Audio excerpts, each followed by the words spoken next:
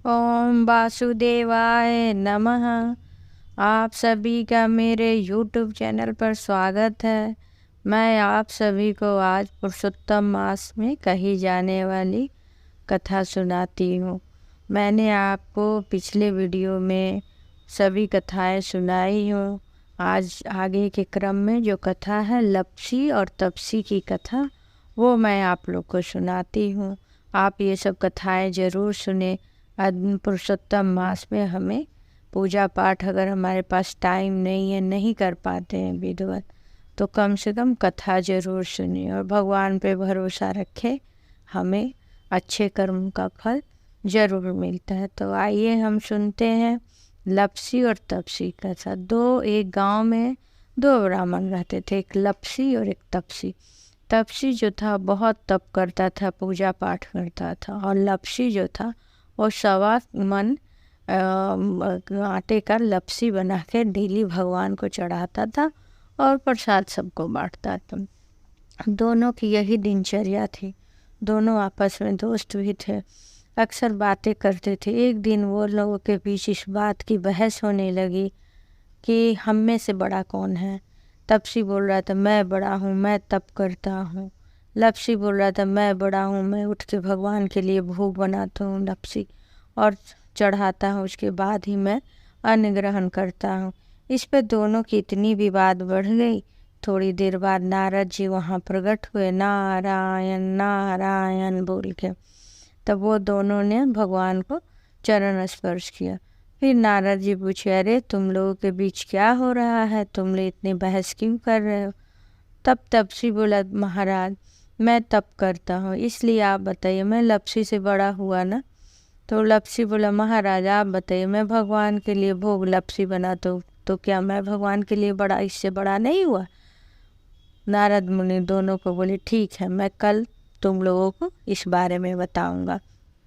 और नारद भगवान चले गए। इधर जो तपसी था, सुबह स्नान करने के बाद वो नदी से आ रहा था।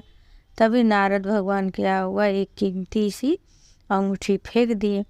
जब तपसी उस अंगूठी को देखा तो उसे मन में लालच आ गया। वो सोचा ये तो बड़ी कीमती अंगूठी जान पड़ती है, क्या करूँ। फिर वो क्या किया, पैर उस पर रख दिया और वहीं पे तप करने लगा तपसी। ये सब नारद भगवान देख रहे थे। इधर लपसी अपना भोग लगा के भगवान को सबको वितरण करके उसके से आया। तो फिर दोनों के पास नारद भगवान पहुँचे। तो तपसी बोला, भगवान आप बताइए, मैं बड़ा हूँ ना। मैं देखिए सुबह से उठ के स्नान ध्यान करने के बाद से मैं तपस्या कर रहा हूँ। तपसी बोला। लपसी फिर वही बात बोला, मैं सुबह उठ के स्नान ध्यान करके भगवान का भोग लगा रहा हूँ, सबको प्रसाद बांट रहा हूँ, आप बताइए कौन बड़ा है। तब नारद जी बोले, तपसी तुम अपना पैर हटा।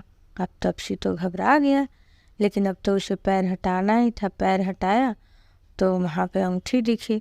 तब भगवान बोले, देखो लपसी ज़्यादा तुमसे बड़ा, तुम्हारे मन में चोर था, तुमने इस अंगूठी को चुराई और तुम यहीं पे तपस्या करने लगे, इसलिए तुमसे बड़ा। अब जब तपसी को ये बात का ज्ञात हुआ, उसे बड़ा ही दुख हुआ और वो पश्चाताप के से रोने लगा और नारद भगवान से लगा बोलने, भगवान मैंने इतनी तपस्या की, मैंने ये किया, मेरे लिए कुछ तो आप बताइए, ऐसा मैं क्या करूँ कि मेरा उद्धार हो। मैं बहुत शर्मिंदा हूँ अपने इस कार्य पे, मुझे बहुत दुख हो रहा है, आप कुछ तो करिए। तो फिर नारद भगवान बोले, देखो तुमको पुण्य मिलेगा। कैसे पुण्य मिलेगा, जैसे कोई साड़ी दान कर रहा है, ब्लाउज दान नहीं कर रहा, तो तुमको पुण्य मिल जाएगा।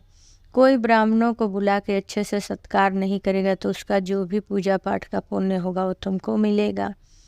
कोई भी अच्छे से किसी का दान उपदान नहीं करेगा, मन से नहीं करेगा, तो वो तुमको मिल जाएगा। कोई भी अधिमास में अगर वो स्नान ध्यान पूजा नियम पूर्वक नहीं करता है, दिखावे के लिए करता है, तो तुम्हें मिल जाएगा। इस तरह से भगवान बोले कि अगर त्रुटि के साथ कोई भी पूजा पाठ लोग करते हैं, मन में रख के जानबूझ के, तो उसके उपरांत जो भी पुण्य की प्राप्ति होगी वो तुम्हें प्राप्त होगी, ऐसा भगवान बोलने लगे। तब तपसी को बड़ा ही इस बात का ये हुआ था कि मैंने थोड़ी सी की लालच के लिए अपना धर्म भ्रष्ट किया। तपस्वी बोला, महाराज मैं पुरुषोत्तम मास के में प्रत्येक दिन स्वयं हरिद्वार में जाके गंगा स्नान करूँगा और मैं भगवान का पूजा करूँगा, दीपदान करूँगा, इससे मेरे पाप के कुछ कर्म कम होंगे। इस प्रकार जो तपस्वी था वो पुरुषोत्तम मास में प्रत्येक दिन भगवान का भजन कीर्तन करने लगा और भगवान के ही भक्ति में लीन रहने लगा।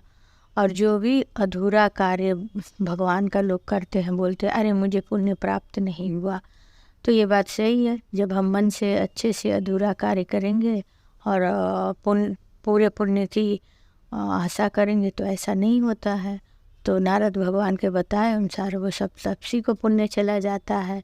इसलिए हमें हर कार्य को करने के पहले उसकी पूरी बात की जानकारी होनी चाहिए और कम से कम हम कुछ करें या ना करें हमारा भाव अच्छा होना चाहिए और श्रद्धा के साथ हमें पूजा पाठ करनी चाहिए। ओम वासुदेवाय नमः।